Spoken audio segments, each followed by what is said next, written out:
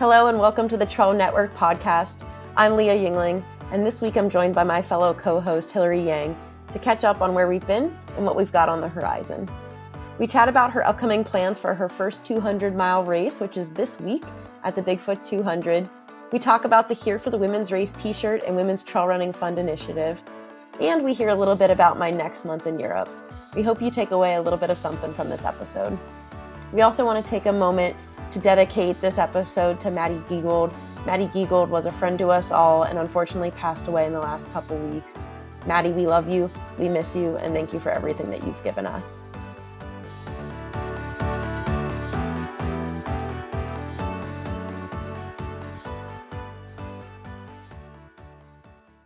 Hi, Leah. Oh my God, where are you right now? Let's start with that. I am sitting in my hotel room in Thun, Switzerland. Just got here to Switzerland yesterday, probably about 24 hours ago. So it's about 10:15 p.m. local time here in Switzerland. And yeah, excited to spend about the next month out here in the Alps. I'm between jobs right now. So I've had about 2 months of fun employment between the next round of employment. So figuring out how to maximize that entirely. And I think I'm doing a good job so far. Oh my God, I love it. You're just like, yes, I am on a plane to Europe. That's all I know, right? Also, Thun, Switzerland, that's like the cutest name I've ever heard. Yeah, Mike keeps trying to say it in like a Swiss accent. I'm like, just stop. Yeah, no. But it's working. Cool. It's like right near Interlaken, so it's a nice little landing point for some runs out here, and then we'll be bopping around the Grindelwald, Zermatt area for the next 2 weeks as well. So got a fun itinerary. Oh my God, that sounds so nice. And also, like, having seen how hard you have busted your butt in your last job and just like everything you do, I'm really thrilled for you that you get a little bit of time in between.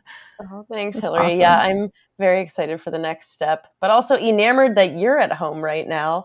I know. Recognizing that you've got your familiar background. I've never seen this before. Where have you been? And what have you been up to? Yeah, no, seriously. We got home last Sunday night from the Dolomites, and we were gone for 3 weeks on that trip. I just honestly, like, since April, I think things have just been an absolute like blur. I think I've been home for about 2 weeks in that whole time. But yeah, this last trip we were in Wales and that was amazing. We were there for this festival called Love Trails Festival, and it's like a running meets music festival. So that was just a totally different experience. There's 4,000 people there. Wow. And that was just kind of cool. And everybody just camped. Some people had RVs. Other people were like glamping, and other people were just straight up like tent on a field. But they basically take over this like castle and all its grounds and put this big festival on. And there was like food trucks and an Irish band and a DJ and run to the pub, and also like serious races like a Golden Trail World Series 26K, which I ran and ended up running with Hilary for a bunch of it. And that was super fun. We basically just wanted to see the area. So we weren't like super competitive about it, but it was like gorgeous. And then they had like the World Beer Mile Championships. Like there was just a literal range of everything. So that was kind of a fun experience. Definitely like something I've never had like in North America. We don't have anything like that. Yeah, the first time I heard about that was this past year out at Cape Town. I had a buddy out there that was involved in those, and he was explaining how like maybe they'll touch ground in the US one of these days. And I was like, I can't even imagine what that would look like, but it sounds extremely fun. Yeah, it was definitely, I think Billy and I were like, we had no idea going into it. And both of us also like spoke, we like hosted talks, Billy hosted a film night. Like they just literally had everything. It was cool. I think it just made me kind of realize like there's a place for more of the community part of like running, like, I don't know, whether it's festivals or just like surrounding the event. Like people really want that community. So yeah, it was fun. That was a blast. And then we rented a little like compact car and we drove 1,100 miles across the UK because we had like 4 days in between having to go to the Dolomites. And Billy had never been to the UK before, and my family's actually Scottish. Like that's where both sides of my family come from. And so it was just really fun. Like we drove all the way up to northern Scotland and like didn't have a ton of time. I think that was my only thing, is like we were so ambitious about where we wanted to go. And I realized at one point we were like so far north that we're almost like parallel to Norway. And I was like, oh my God. But then How did like we we would get here? have like late afternoon and an evening somewhere before we'd have to pack up and go to the next spot the next day. So it was like not the greatest like training week for me, but really, really pretty. So yeah, that That's all was that fun. matters. I know it's hard to Yeah. balance spending time somewhere, but also wanting to feel like you're kind of stationary somewhere as well. Like I think anytime we travel to a new country, we want to do all the things and see all the places and run all the miles, but then you start to feel like you're just bopping from Airbnb to You don't get a Airbnb. sense. Exactly. Exactly. Yeah. So Yeah, I speaking of know. training, what do you got? How many days? Uh, What's the countdown? oh God. Well, okay, it's Tuesday right now. I think this episode is going to come out on Thursday, and then Friday I start Bigfoot 200 at noon. So we're freaking out a little bit about that right now at this point. And actually, this is our last day at home. We're packing up. We're packing up for like a month's worth of trips right now. So we're packing for my 200-mile race, and then we're driving up to BC with Charlie Salami because he can't come to Canada and visit my family by plane because he's too big. He's too chonkers to fit in the plane, and we refuse to put him in the cargo. So we're driving all the way up there so his little ass can go to Canada. And You better then, enjoy it. yeah, no kidding. I'm going to take him on a tour of my trails. Be like, son, these are my trails. But we're going to go see my family, and that'll be really fun. And then Billy flies to Chamonix because he's leading another tour around Mont Blanc with a group of trail runners. I think there's like 11 of them. And then that's the week before UTMB. And then I'm going to fly from Vancouver over to Chamonix for the week of UTMB. So yeah, shit's getting real right now. How have you even been able to get in training the last Dude, couple months? I don't know. If you look at my Strava, it's an actual mess because it's like one week I do great and I hit it and I'm so on. And then the next week falls apart because I put everything off trying to like get the training in the week before. So it's literally like this like spiky, like, it's so inconsistent. And I hate that because it's not satisfying at all. And it's like, I don't know. Like, we'll see how it all pays off at Bigfoot. The only thing I can say is I think my mental resilience is really strong right now. And I think I'm going to like lean into the, like, you have 10 years of experience. You have a foundation. But on paper, my Strava is nothing to write home about. So had one great week in the Dolomites last week where we did have a ton of fun, and we did the Altavia one, which is insane. Have you been to the Dolomites before? No, so we were initially, when we were planning this Switzerland trip, our plan was to do Switzerland and Italy and do Dolomites and then explore the Alps over here a little bit more. And then we were just like, that's too much. Let's just do one area and then in the future come back because I really want to do Lavaredo someday. Oh, yeah. The Dolomites are just like completely on my bucket list. I was living vicariously through you and Billy and getting extremely jealous the whole time. Dude, it was so beautiful. And also just being able to run from refugio to refugio and then have cheese and wine like all the way along. Like we were maximizing the life enjoyment side of it. It's kind of funny because like a couple months ago, I was like, oh, maybe like I'm not going to drink before the race and like I'm just going to be really healthy and all this stuff. And that just like totally went out the window because I'm like Italian wine and cheese and just all of it. But it was just really fun, and it's so pretty there. Like the pictures don't even do it justice. So, anyways, put Dolomites top of your list, and Lavaredo actually looks like such a beautiful race. I wish it wasn't the same weekend as Western States because that's always inconvenient. Yeah, that's one good thing to motivate me to. Since I've been saying I'm not doing Western States again, so I just need to sign up for something else that's the same weekend as Western States. Oh my God. So your FOMO isn't, I mean, your FOMO won't be as real if you're in the Dolomites. I definitely give you that. And what are you in the Alps for? I mean, other than just play. Yeah. I mean, I've been telling people, mostly play, but I also am going to be putting on the crew hat for Mike in a couple weeks at UTMB. I think we finally like nailed down a nice schedule for the two of us where he gets to run UTMB one year, I get to run UTMB the next.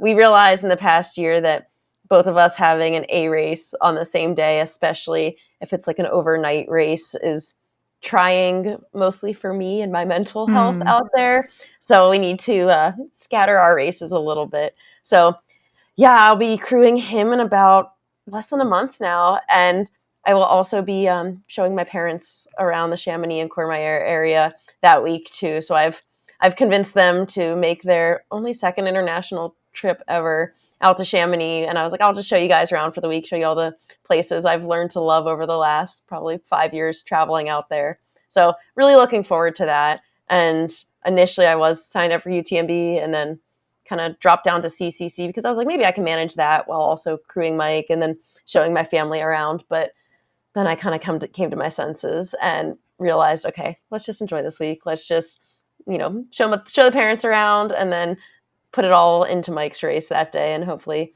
help him have a good one out there. So lots of training. Yeah. Yeah. I think that's important. I think, I don't know, like a race like Western States obviously is just such a huge race that you poured so much into, especially after Further and just like your whole year leading up to it. And it's good to recognize, like, does this serve me? Like, what am I getting out of this aside from just like, oh, everyone's doing it, I feel like I should, or, like Totally. what the motivation is there. Yeah. And I think this is always the time of year where you like log into Strava and you check your feed and you see everybody and their brother is out in Chamonix doing 30-mile, 8-hour long runs on a Monday. And you want to be one of those people and you want to be able to like toe the line with everybody and showcase your fitness. So I think it'll be a good practice for me to be in Chamonix and be, have some semblance of fitness, but not be there racing myself because I think there's a good race at UTMB in the future for me, but not this year. I will be doing Run Rabbit in September. So I'm just telling myself all my Alps training will be good for Run Rabbit, except I need to start doing some actual running soon because I've been just piggybacking on all of Mike's UTMB training. And I think each week I'm like, okay, now I need to actually do a run where I'm running. And he's like, okay, yeah, like tomorrow. And then the next day comes right. But one of these days. You got time. When's Run Rabbit? It's like September 12th, 13th. So honestly, a little over a month now. I don't know how that happened so fast, but it'll be fun. I've spent, was it last year out there helping with the Mountain Outposts commentating. And that was my first time spending any amount of time out there. And the course is beautiful that time of year. I wouldn't say it's as inspiring as like a perfect loop around Mount Blanc, but it's a cool course. Nice to spend some time in Steamboat Springs. And I will be teaming up with Tyler Green for the team race there. So that'll be a fun time. Oh, really? Oh, no way. Yeah. Aw, that's going to be great. Yeah, it is interesting, like being in UTMB and not racing UTMB. But I do think, like you said, it's good to practice not feeling like you have to, be part of every single event and kind of like letting the FOMO happen. Because I think overall, for your like long-term health as a trail runner, it's just impossible to do all of these things every year. Totally. And that was something I realized doing Western States and UTMB last year. Like, I do think I did them well when it was all said and done, but didn't realize all that came with it until after the fact when I tried to line up for another race towards the end of the season of like, oh, okay, that was actually a big summer and I need to respect what my body did. Like, oh, we're a little burnt out. Got it. Yeah. And I think it's easy to feel physically good, but I think I realized just like how much you need the mental side of things in long races and how much that also needs to recover. And I think we see that each year with UTMB as well, with a lot of people who try to do the double. You might see people get to the start line kind of fizzled out already. And it's unfortunate to see them, have a tough day. But I think sometimes people like myself need to experience that firsthand before recognizing it for the future. Yeah. I mean, it just makes what Courtney did last year even more insane, right? Just absolutely bonkers. Thinking, but even like she's not repeating that this year, right? Like, that took a big toll. So I think it's good to really like recognize that. There's very, very, very few people that can pull that off. And even if you can, it's not like a long-term thing. 100%. Like, I think there's some people that can do it well, but then come out of the season recognizing like, okay, I need to take a good chunk of time to really feel refreshed and like absolutely ready to race again before they can like put it all out there. Yeah. You have to want it, right? And I mean, I've been thinking about my why a lot with my race, and we can go into that more, but you have to know that you have to really have a hunger for it when you start these things, or somewhere along the line when it gets hard, it's just like I think even harder to keep going. So yep. You're like, why am I doing this again? Well, the good news is if you're in UTM in Chamonix for that week, then you have some time to help us with the Here for the Women's Shirt campaign. Yeah, I'll just give a little shameless plug for that because super exciting. We launched the online store today. And that's something that you and I were working on back in Western States time, just trying to get it all off the ground. So it's kind of crazy that we're here. And I can't believe how far it's come in such a short time. And yeah, if you want to share a little bit about the mission behind, especially the donations that will come out of the T-shirt campaign, because I think it's really powerful, and I think it's going to have a huge impact in the sport. And yeah, kudos to you for like all the work behind the scenes that you've put into it, because I know it's been pretty tireless. Yeah, this last week there's been a lot of time spent on it. I built a website and branding, and we kind of got it all ready to go. So it's very satisfying to see that launch out the door now. But the whole campaign was basically born out of this frustration, I guess, and realization that there just isn't as much coverage of women at these races. And there's a long ways to go as far as kind of reflecting the interest that people have in following the women's race with like the actual media coverage that's out there. And so that's where the like first iteration of the T-shirt campaign came from for Western States. It was just like, hey, like we're here and we want to support this and we care about the women's race. And it just like got overwhelming response. Like we sold out of the T-shirts in hours and we thought we'd have them to sell all week. And then the demand online and around the world was just so crazy. But the cool thing about it is like after Western States was over, we really had a chance to sit down and figure out like, what is this? Like, what are we going to do with this money? Like, where is this going? And so we created the WTF, which is the Women's Trail Running Fund, which I love the name. I know. I was like, oh, we have to. But basically, the Women's Trail Running Fund is where all the money raised from the T-shirt campaign will go. And it's 100% a nonprofit. Like all of the profits go directly into this fund. And shout out to Hoka for helping us get it off the ground. They purchased the initial T-shirts and really like helped us make sure that all the profits and the proceeds were going to this. So that was really cool. And then now we're working with this printer called Prezio, and they're like a small local company in North Carolina, and they have just been wonderful. They're very much focused on like high quality, sustainable fabrics, and they're shipping all over the world for us. But basically all the money from the campaign that we're raising is going into this fund. And we've put together an advisory committee of women from all over the world. So that's like part of the conversations for the last few weeks have been pulling together all these different perspectives of women that are involved in their own communities in the UK, in the US, in Asia, in Australia, just trying to pull together as many perspectives as we can, make it as diverse as possible to really be able to steer this money towards things that matter, and to give out some grants to either people or programs that are doing really cool things to elevate women in sport. And year one, it's going to focus on like the media side of, so like what type of stories can we tell, and like how can we kind of elevate women that aren't having their stories shared. Maybe they're not elite, maybe like whatever it is, that these are the stories we're not really hearing. So we're going to focus on grants towards storytelling. And then we're going to hopefully expand that. And so every year we'll have like a different theme for what we want to accomplish. And it's a really cool group of women that we kind of brought on to help us like figure out where the money goes.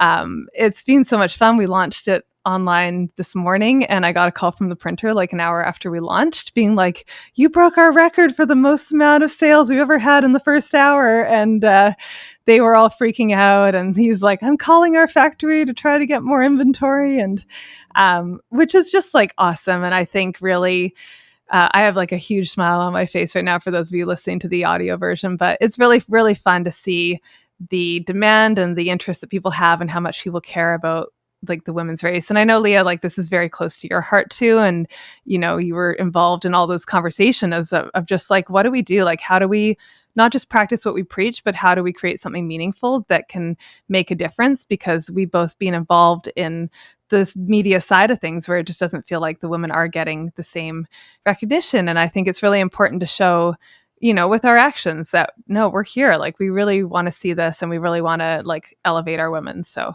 it's just like really, really cool to see everyone come on board with that and support it. It's been really wild. I love it so much.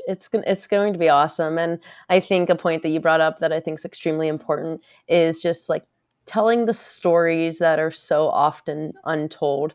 And I think when we follow media in this sport, it's really easy to type in, ultra trail running into YouTube and just find loads of videos and content, not only for men ultra runners, but for like the elite side of the sport.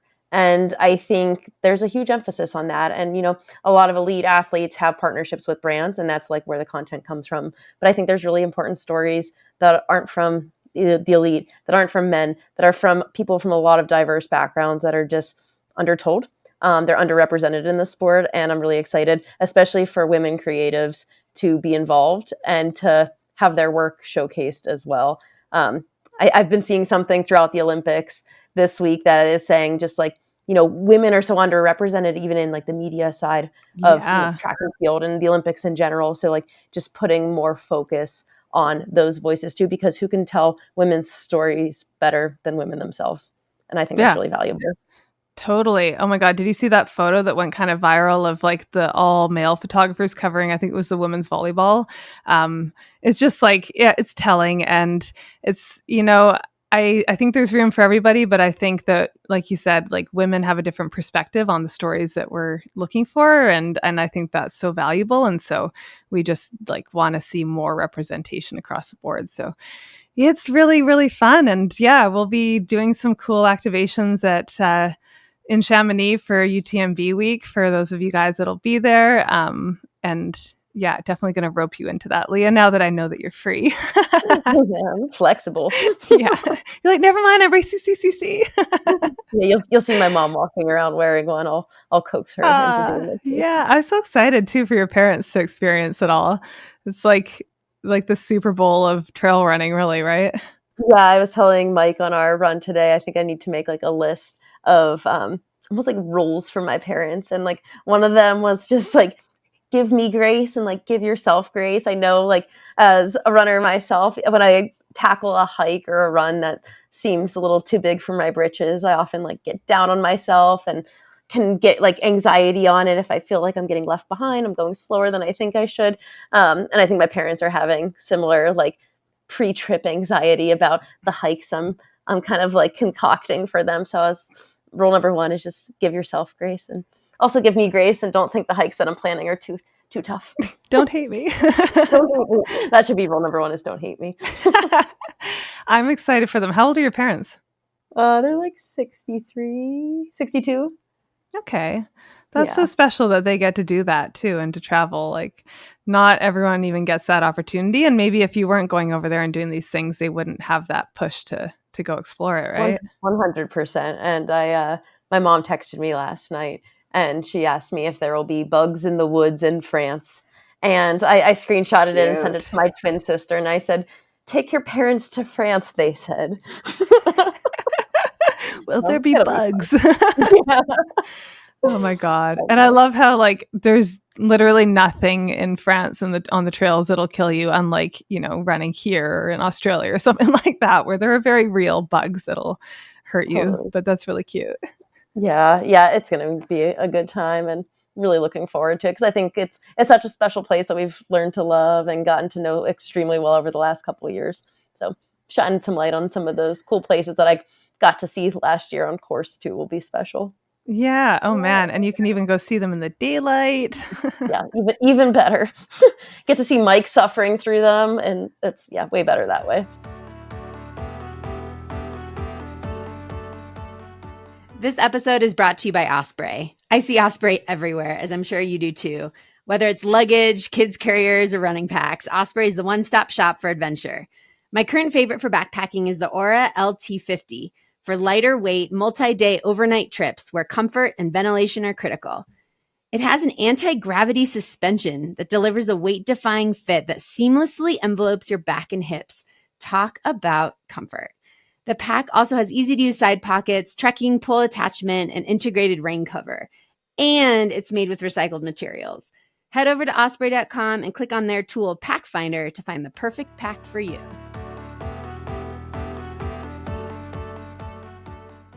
I kind of like being on the other side of it. Like I love the media side and also just like getting to hike around there, not during a race setting. Cause I feel like it's so hard to rush through such a beautiful place. You're just sort of like, like. It really is. My favorite thing to say is it's so nice to be at a race and not be racing that race. And I'm going to feel that extremely at UTMB this year. But we're definitely getting our fill with racing out here in Switzerland beforehand. We're both going to line up for the Swiss Alps 50K this weekend. When is that? So that's this weekend? August 10th. So there's a 50K, 100K, 100 miler. Lots of familiar names on there as I scrolled through the entrance list. So really excited to check it out. It's in the town of Faisch.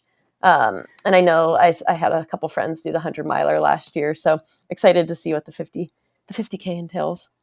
Didn't Ryan Thrower do it last year? Mm-hmm. Yep. I think him and Kevin, Courtney's husband. Right. Yeah, that's right. I remember Courtney delivering like grilled cheese or McDonald's or something to them like mid-race. And I was like, I want that. Like, yes. Give me that. That's awesome. Okay, well, tough question. Between you and Mike, who's going to win in a 50K? Because I feel like 50K is a hard distance. He's going to crush my soul. Yeah, absolutely. Like even especially if some of our runs in the last couple weeks have been indicative of anything.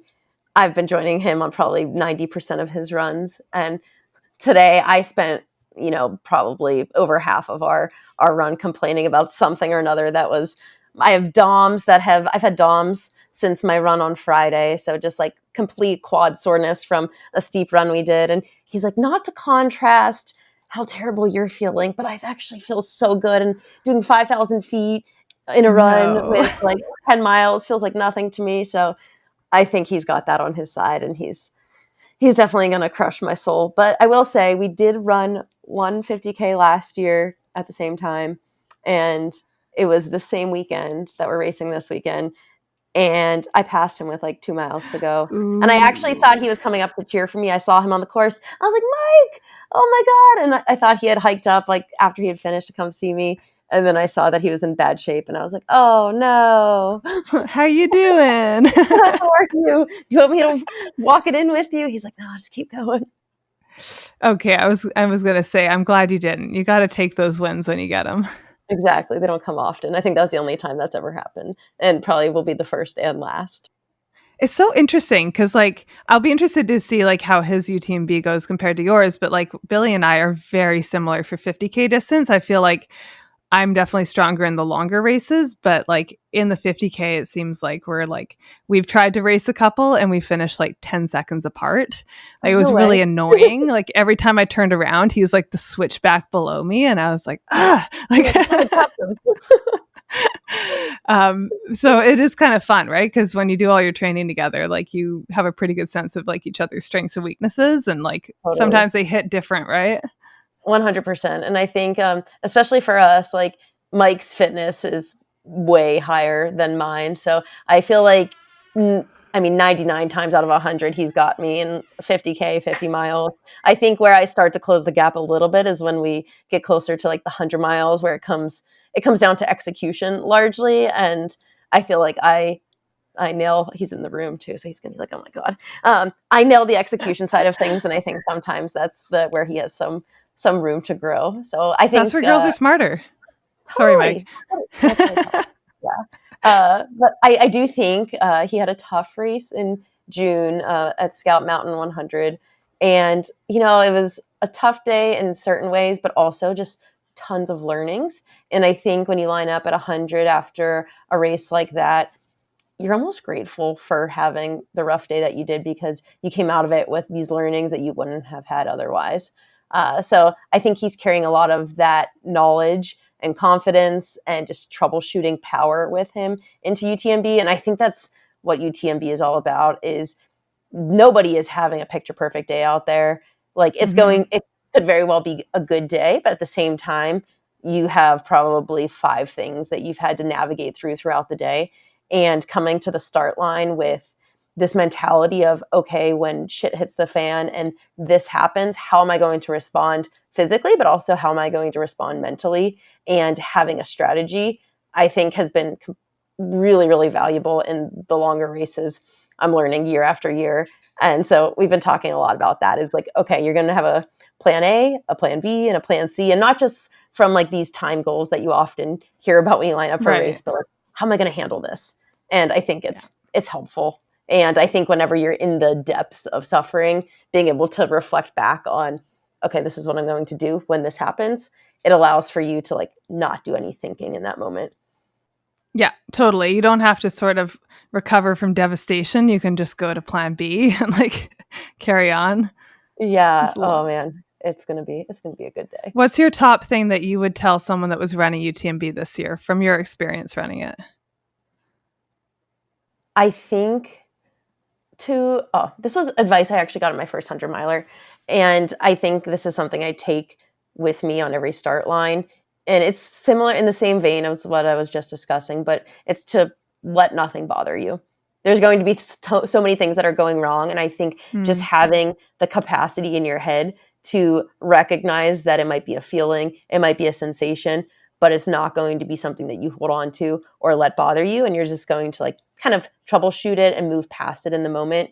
I think that's really helpful. Like, for example, last year, my quads died at mile 75 right before, I don't even know, but probably like 70, 75, going down to La Folie. It's a really long descent. And I knew my quads were cooked from that point forward. And there's so much climbing. Oh my God, it was devastating.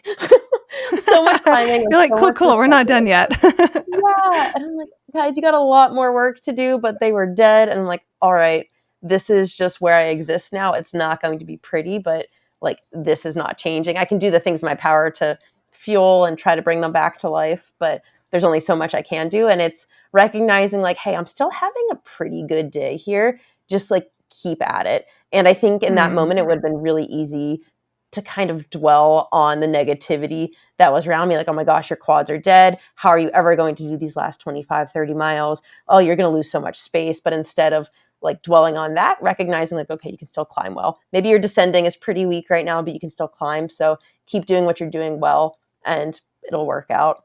And I think that helped a lot, is just trying to find those little glimmers of hope. Well, and I think also remembering that like you're not the only one suffering out there. Like, I know we say it, but like you always think, oh, I'm the only one who has blown quads right now. Yes. Everyone else feels great. And like we just need to keep reminding ourselves that whatever walls we're hitting, chances are very good that other people are hitting them too. You know, maybe not at the exact same moment, but like you just don't go through those things unscathed. And we always just internalize like we're the only ones dealing with it. Totally. I can't agree more. It makes me think then, as you're approaching 200 miles, your first 200, right? Yeah, maybe my last. Oh my gosh, the logistics for this thing, it has been wild. I spent like a full day just wrapping my head around like it's a crazy course. Like you start at Mount St. Helens in Washington, you end by Mount Rainier. You traverse point to point, 200 miles.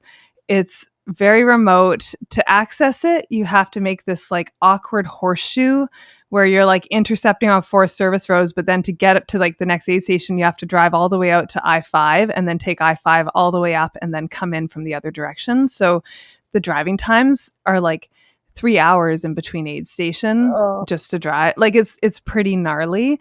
So I mean, it's funny because like when I chose this race, basically when I left my job with Destination Trail in December, they offered me the chance to run a 200, since I've spent the last 5 years kind of managing 200s and like seeing them from the other side. So I thought, yeah, this is kind of like interesting and fitting, you know?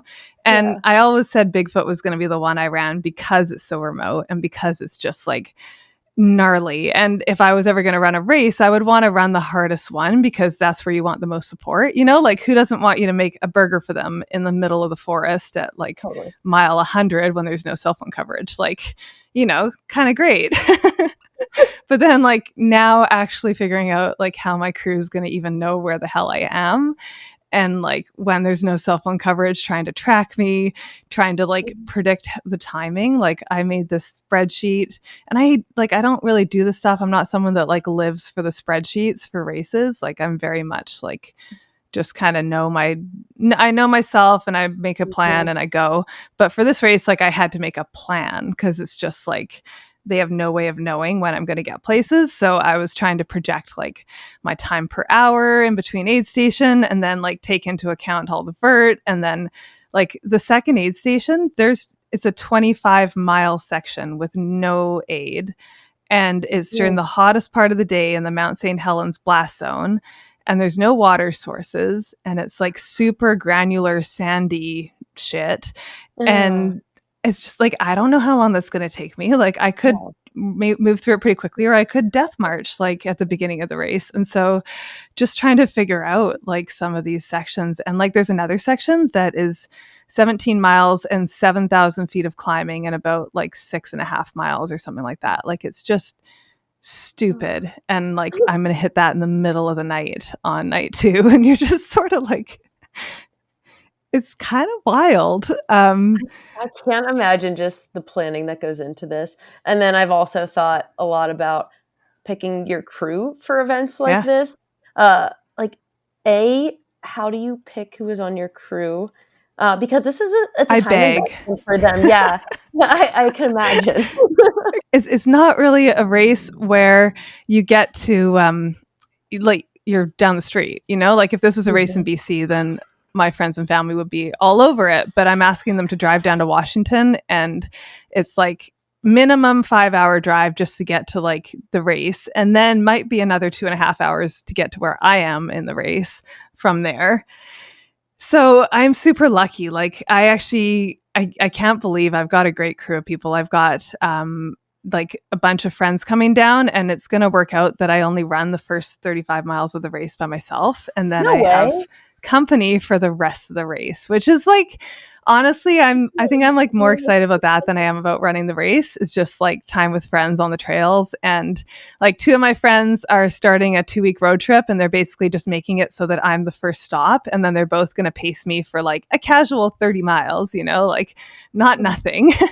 And then they're going to keep going on their road trip to Wyoming. And then another friend is running the 40 miler on the first day. And then she's going to jump in and like pace me later on in the race, like overnight. And then I have another friend who's driving all the way down just to run with me all Saturday night, and then drive all the way back up to BC the next day. My friend Nat, she was just on her Dolomites trip with us. And I like spent the whole trip convincing her that she wanted to do this.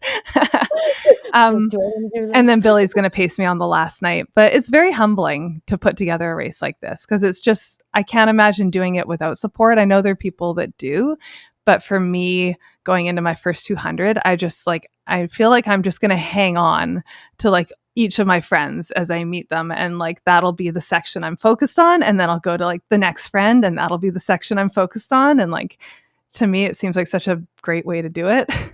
I think so too, because it's like, it gives you that natural of like chunking it up into parts. And it does it for you in some ways. And I think it's renewed energy for each section too. And that was something going into Give me your energy. Totally. I was working with a sports psychologist on just wrapping my head around like, what does 6 days look like? And that was one of the main pieces of advice that she gave me, was like, look at each day. And like in your case, like look at each 30-mile section, for example, as like a new piece of the puzzle, and like have a word that you associate it with it, have like emotions that you associate with that one. Like this one's like my energy block. This one's like my zen block. And I think having probably like different crew members and different people in your life who bring very different styles of energy, it will be nice, especially to get them that early too. 35 miles is pretty good. I know. When I saw that, I was like, oh, bring it on. Like, we're not going to suffer in silence till mile 100. No way. No way. But I love that, Leah. I think that's really, I'm going to take that away and kind of come up with some themes or some words for each section. Because I do feel like, as I've been kind of like looking at the whole thing, like you have to break it into chunks. It's sort of like further, like you cannot just think about the whole thing in a whole, like you'll just go insane. And I think more than like any other race I've ever done before, I am really trying to just focus on each section and then like executing that section and then kind of getting to the next section. But I love the idea of kind of associating like a vibe with it. Mm-hmm. Yeah, it gives you This is something my to look sleepy forward vibe. to. This is my sleepy vibe, and my sleepy vibe might be 3 blocks. Right. Hey, side note, did you do a lot of caffeine for further? Oh yeah, I'm a big caffeine Yeah. girly. Okay, but teach me your ways, because I don't usually use caffeine in races. Yeah, I think I was just telling Mike this the other day too, because like caffeine is a known performance enhancer, number one. So like if you want to have like if you want to have be meeting and optimizing your performance, I do think you should have caffeine in your regimen in some ways.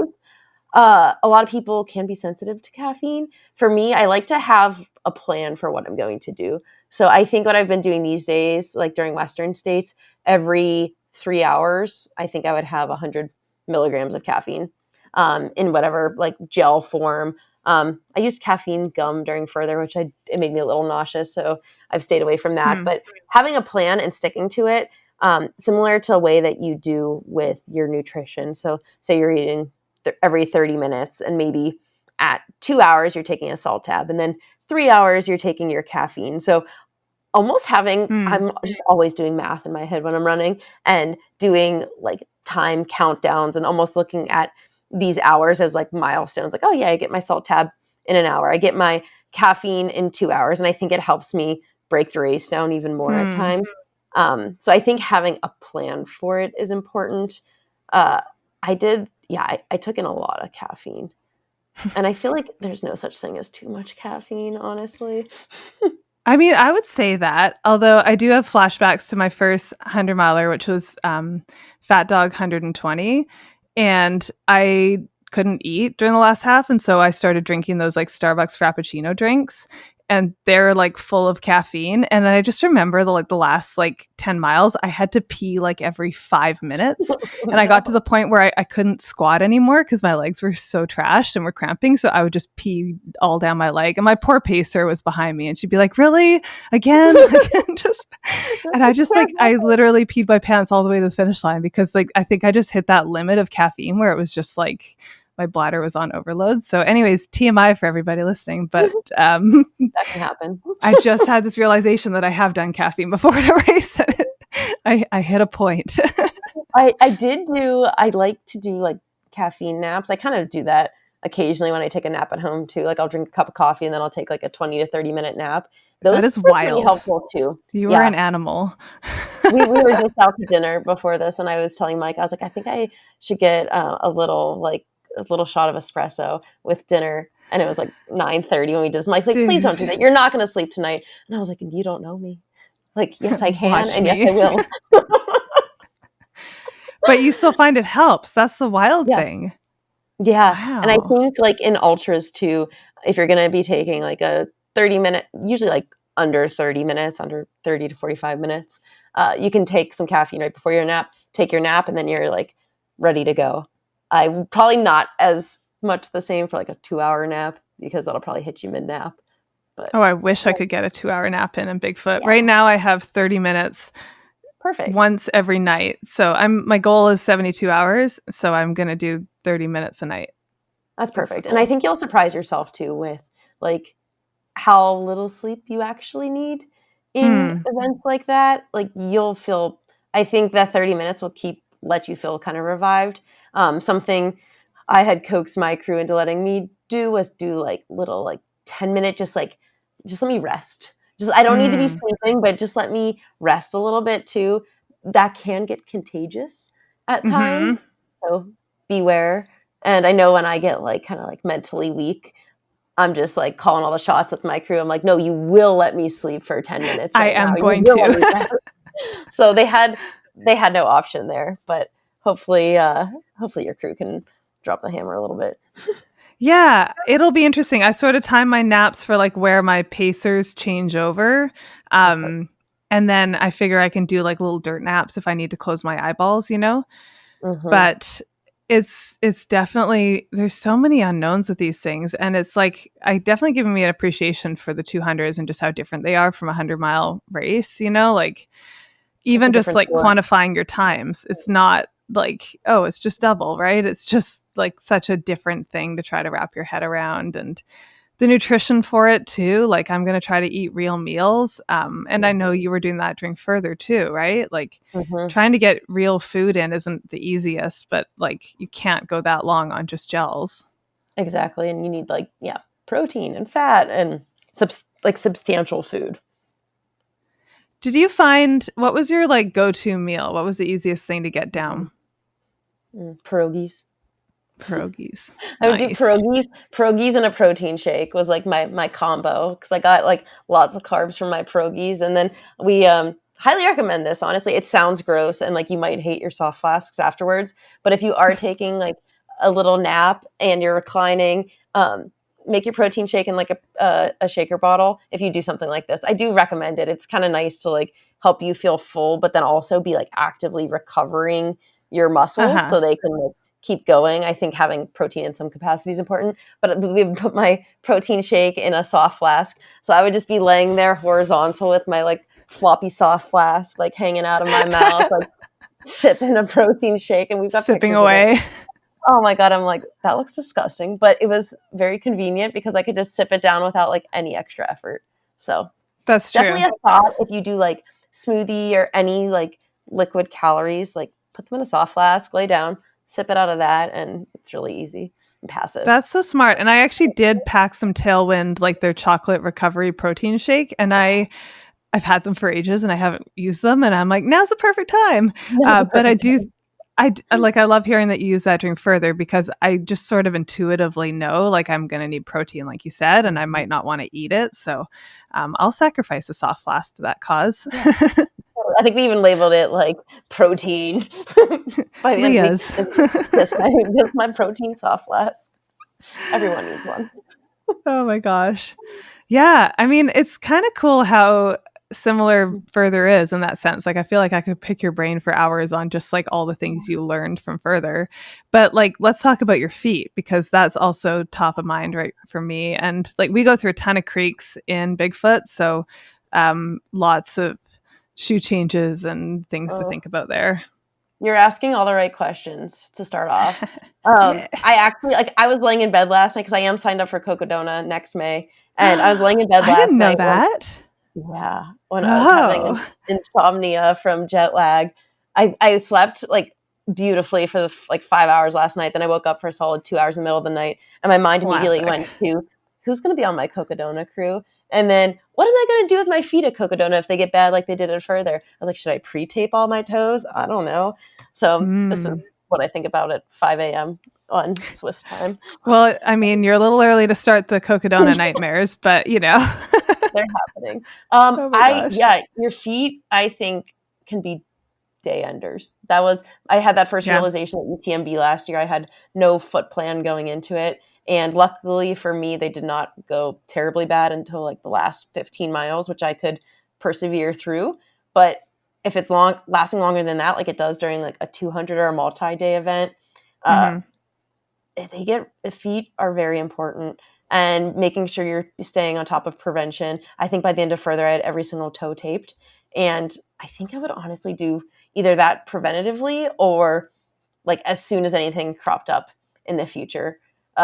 Because it's painful, and then it makes just stepping hard and painful. And I think Finn had said something similar about Cocodona this year. It was like day one, his feet were wrecked, and just making sure you have a plan for that is important, and different shoe options too. Yeah, I definitely have different shoe options. I have 6 pairs I'm bringing. I'm bringing my like old broken in pairs that are going in drop bags to the aid stations in case my crew doesn't get me.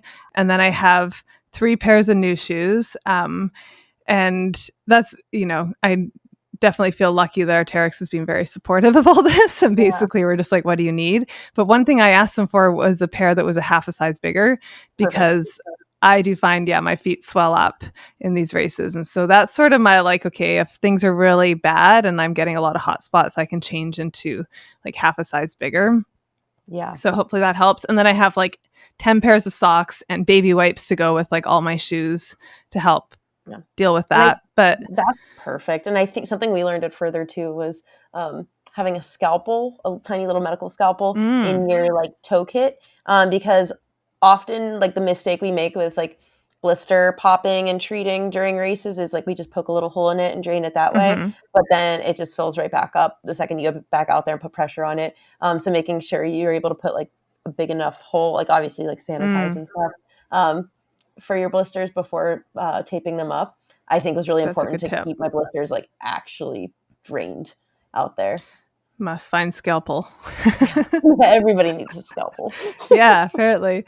Okay, and what type of tape are you using on your toes? What's your go-to tape? I think it was like a Luco tape, honestly. Like even that, or like a KT tape. But then they also they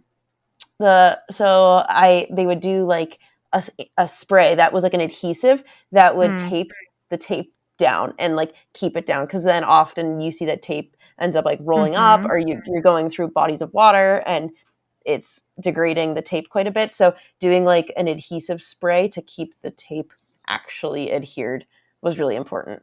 So all I know is I came home from Further with like iodine in my like medical kit, a scalpel. I was like, wow, okay. This is great. I'm a new person. Like, wonder if I can travel with that. Yeah. So we had all the things, but I think making sure that they're clean, but then also like taped down adhesively. The care. Like, yeah.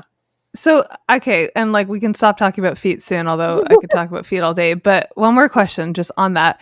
Have you ever tried running in like the Njiji like toe socks or anything rather than taping your feet? Or I'm not going to like try it. I'm just curious, since we spend a bunch of time taping our feet, if it's just like we should be looking I used for. To, back in the day, I feel like there's people who are toe sock people and there's people who just are not toe sock people. Yeah. I'm one of the people that's not. I tried it. I couldn't really get on Feels board. Weird. It feels weird. I don't really have a lot of issues with my toes usually. But I did realize in a couple of recent years, like between your toes can get a little rough during races. So I don't know. And I'm not like a pre-luber for my toes and feet either. No. I know some people do that. Billy uses deodorant on his feet. He swears by it. It's like, I don't know. I kind of understand it, but yeah.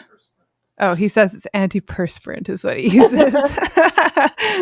I'm corrected. Big difference.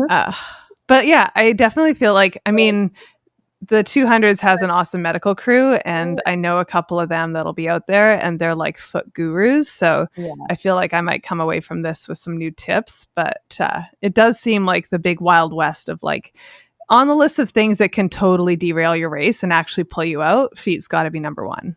It has to be. And I think having like a trusted foot crew is actually important, and like having the tools necessary is proving to have way more value than I ever gave it credit for. I was like, oh, my feet are fine. And then once you have one race where your feet aren't fine, you're like, crap, we need to go back to the drawing board. This can ruin me. Yeah. I mean, I even saw that with Sally last year because she was doing the Grand Slam, and Cocodona chewed her feet up like beyond like absolutely insane. And so then she spent the rest of the year just trying to heal them. And Bigfoot, like the bottom of her feet basically ripped off on the first day because it was all like baby skin. And she, like, it was just so hard watching her just like walk, like she could barely walk.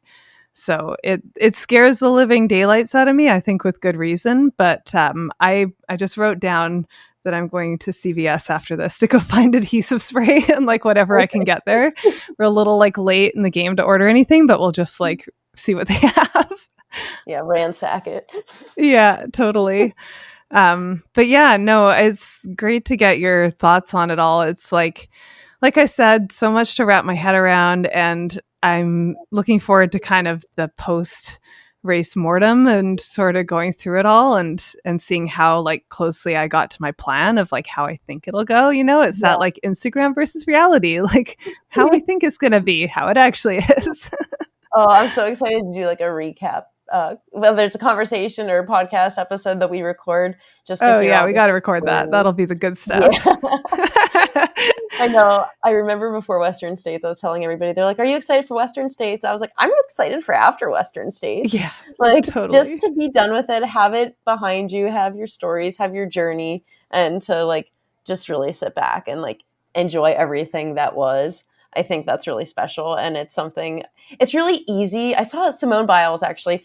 I'm not equating any of my experiences to Simone Biles, but she either tweeted or something this week and said like, hey people, hey media, when you interview us, please stop asking us like what's next and let us just enjoy the moment that is getting like an Olympic medal.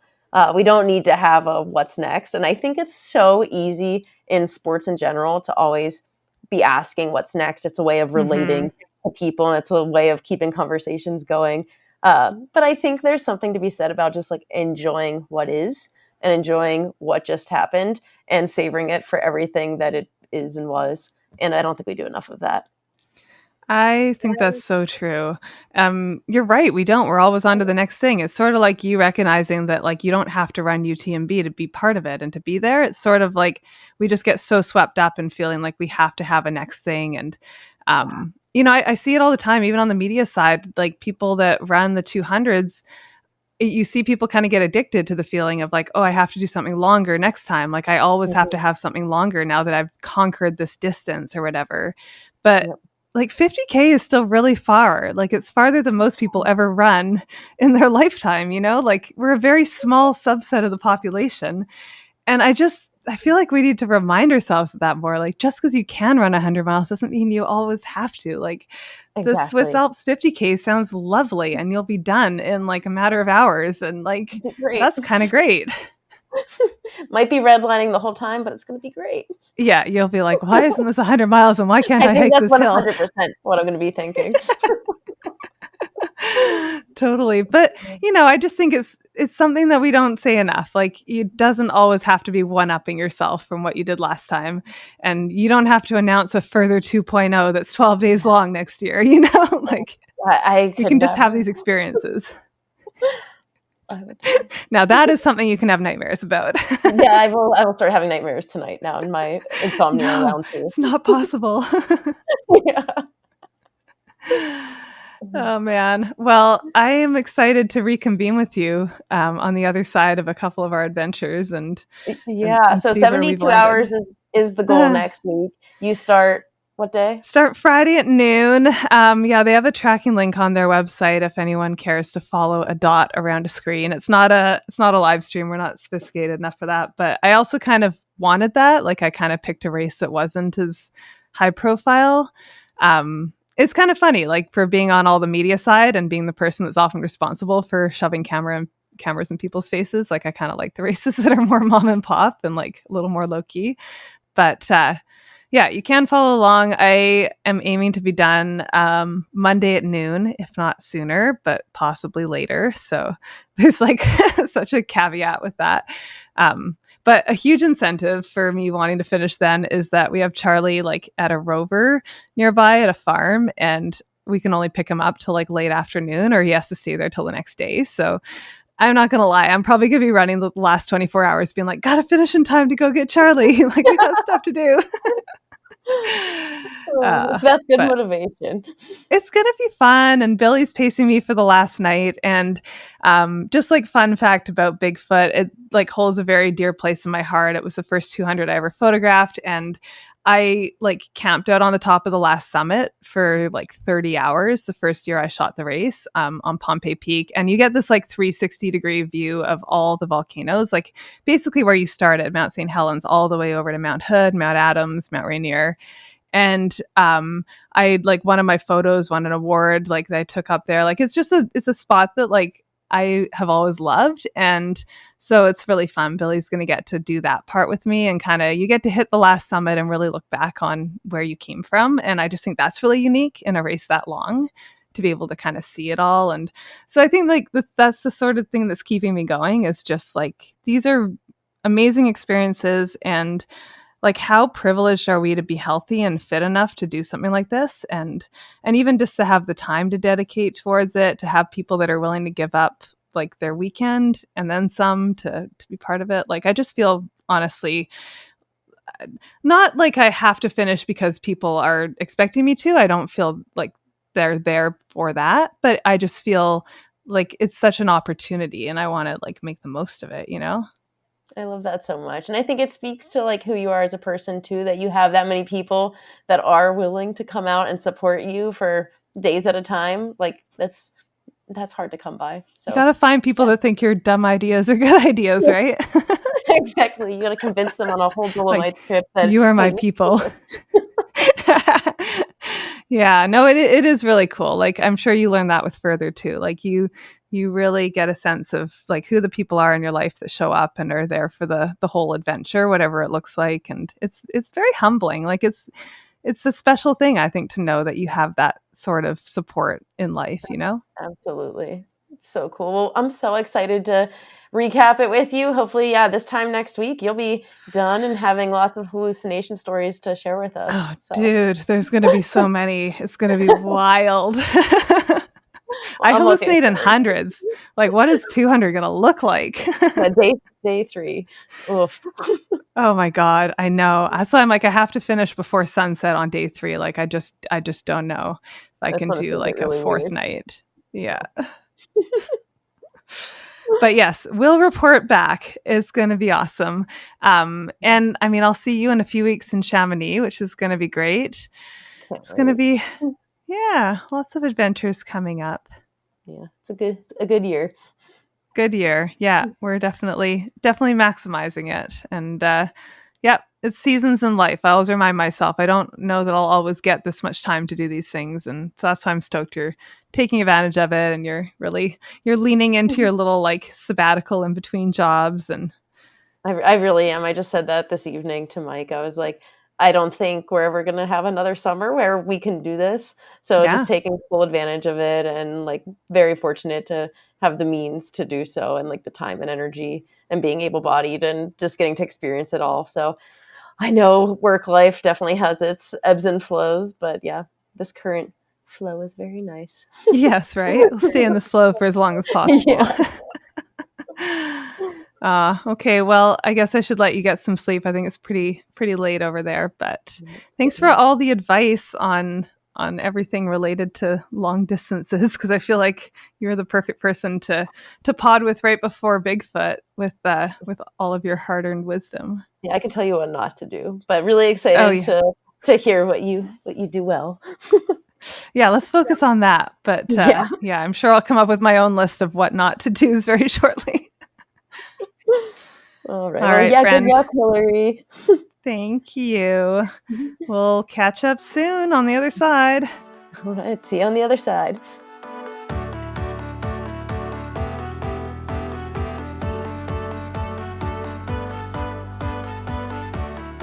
All right, friends, thank you for joining us on this week's episode.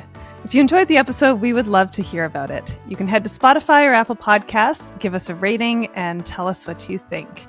It really does make a difference, so we would appreciate it if you can take the time to share your thoughts with us. You can also follow us on Instagram at The Trail Network Pod. Until next time, I'm Hilary Yang, and this is The Trail Network Podcast. We'll see you soon.